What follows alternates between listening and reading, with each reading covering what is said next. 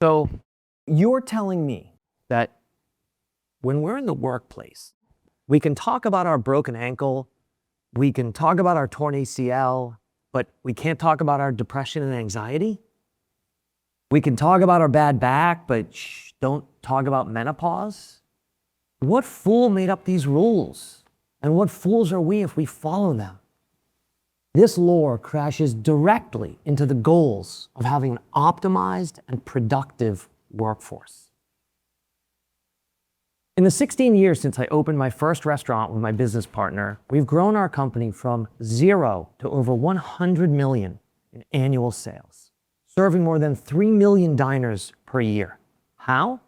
By never asking our employees to leave their problems at the door, and instead by striving to embrace each one as a whole person.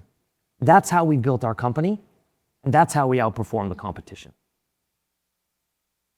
My hope for today is to shatter some paradigms, tell a little personal story, and plant some seeds with you for a future and a playbook to help create more productive workplaces and more effective employees. First, 2 quick data points. 1 in 5 adults in the US lives with a mental illness, and more than 30% of adults at some point in their life in the US will deal with an anxiety disorder. Sounds important, and it is, but there's one more that really makes my point today. Depression and anxiety, just those 2 disorders, cost the global economy $1 trillion per year in lost productivity. Just those 2 disorders. My point is, mental health is a workplace topic, and as leaders, we have work to do. The work I'm talking about doing is cultural. That's to normalize and destigmatize conversations about mental health in the workplace.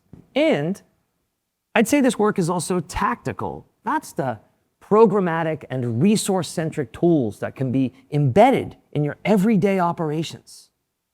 When we do this work, we elevate the performance of our people and our companies. And I need to clarify, when I say companies and when I say workplace, I'm talking about the whole workplace. I'm not just talking about the human resources department, over here, or maybe in a smaller company, just the HR person. I think we know the status quo in most companies when it comes to mental health. The employee hides it, the employer ignores it, or when it does come to the surface, the person's just sort of pushed over to that silo of human resources. That's a paradigm worth shattering. Instead, I want us to position mental health as a workplace operations topic. Because think about it, companies are generally good at their core operations. They know how to systematize it, have daily routines, create checklists, have quality assurance, and maybe most importantly, create a vocabulary around operational problems and operational solutions. So here's my logic. Companies employ humans, humans have brains, and the brain governs the human's effectiveness at work. So brain health or mental health, it's a workplace operations topic. Now, I'm a restaurateur and a business person, not a neuroscientist, clearly, but it seems to me that our brains, like our phones and our computers, have an operating system. And sometimes this human operating system has glitches, just like the smartphone in your pocket on airplane mode has glitches. And so you can think about it another way. Think about software that you use at work, any piece of software that your company uses, scheduling, supply chain forecasting. Imagine if it had an intermittent 10 or 20% error rate. You'd stop at nothing to investigate, understand, analyze, and solve or adapt to that glitch. So why don't we do the same thing with the human operating system? Before I dive in and explain how we do this in our company, let me tell you a little bit about my list of glitches and how they affect me at work.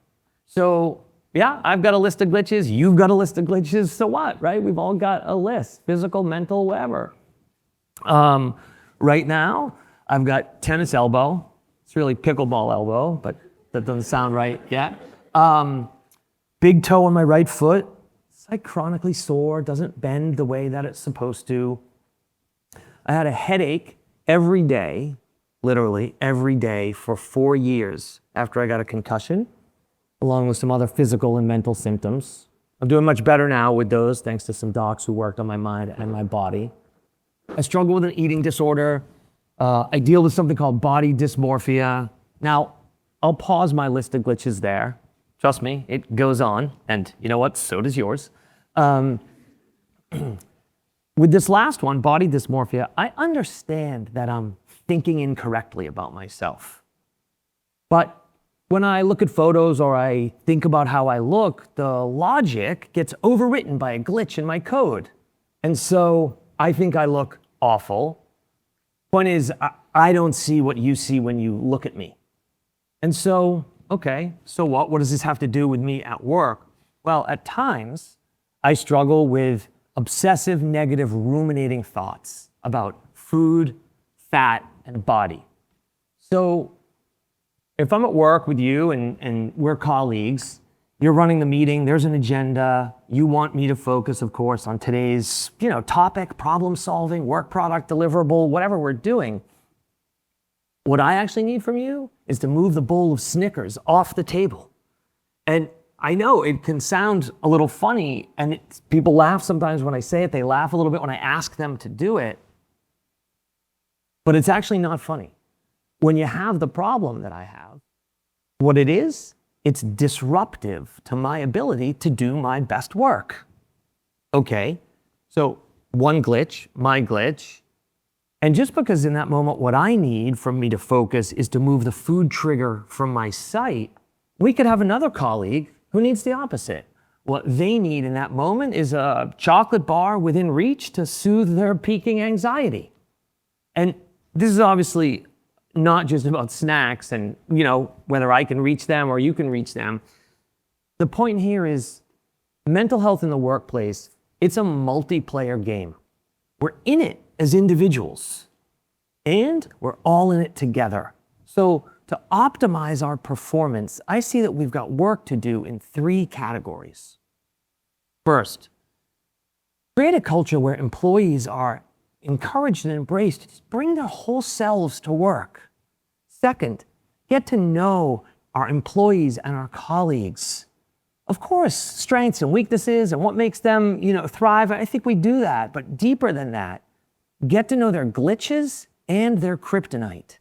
And then third, invest to build a mental health informed workplace that can adapt to these glitches and provide support for them. See, when we do this, we're able to lift up our people and get much better performance from them. So, when we're going to have a conversation about mental health in the workplace, we have to have a conversation about return on investment. This is a business conversation. And I can assure you, the ROI on your spend and your effort to build a mental health informed workplace can be fantastic. Lower turnover, higher morale, lower error rates, less absenteeism. That list of return on investment goes on. So the question is, how do we get there? Well, it depends where you and your company are on this journey. Maybe it's about a culture shift or a culture change, or maybe you've got the culture pieces in place and it's about the tactics. I think of all of this together as the playbook. I could distill my company's playbook down for you into a few components. Culturally, it's probably clear that you're getting from me. I think a leader should embrace your truth, share your stories about your glitches, normalize the conversations. And this myth that the HR department is the only place that we can safely or legally or effectively talk about HR, it's a myth. Shatter it. And that goes hand in hand with the stupidity of telling people to leave their problems at the door. So we can move the culture. And then we get into the tactics. And in our company, we have gotten measurable results with tactics like having all of our new employees, day one at orientation, download an app on their phone that lets them communicate with company leadership. Two-way anonymous communication to say what needs to be said. We invest in another app-based service that gives all of our employees and their direct family members access to licensed psychologists for therapy by text message or video appointment. We pay for experts, practitioners, educators to come into company meetings and gatherings and to teach us about how to see signs of depression and anxiety and other mental health concerns, and then how to have conversations which potentially lead to support.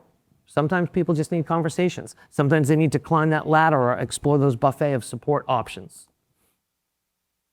Oftentimes, those experts that we bring in are local practitioners, psychologists or psychiatrists in the areas where we have restaurants. So I proactively build a relationship with these service providers and their offices so that when my employees have a crisis or a unique need or need to get in for an appointment, there's already familiarity and a proactive relationship so we can get our people what they need. And these situations, they really do arise. And then one more example of a tactic in our playbook. We use a third party to come in and teach our chefs and our managers. And again, this is just a restaurant. It could be any kind of business.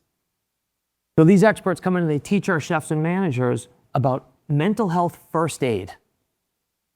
So hopefully these examples are things that you can either add to your company's playbook or use to start your company's playbook. And again, know that when it comes to return on investment, tactics like this can be measured. I started today with hope, and I'll finish with hope. I hope that together we can make mental health a common workplace topic, as simple as mental health is health, ensuring that our brains and our employees and our companies flourish into the most valuable versions possible. If not us, who? Government? Church? NGOs? I admire and I am grateful for the work that people do in all of those entities. And it will never be enough. This is about us at work in our lane, the lane of helping our people truly become the strongest, healthiest versions of themselves. When you do this work, when you embrace your truth, when you encourage your team to do the same, you're not only lifting up your employees in your company, you're impacting your community and the world around you. Person by person, this is about changing the world, one workplace at a time.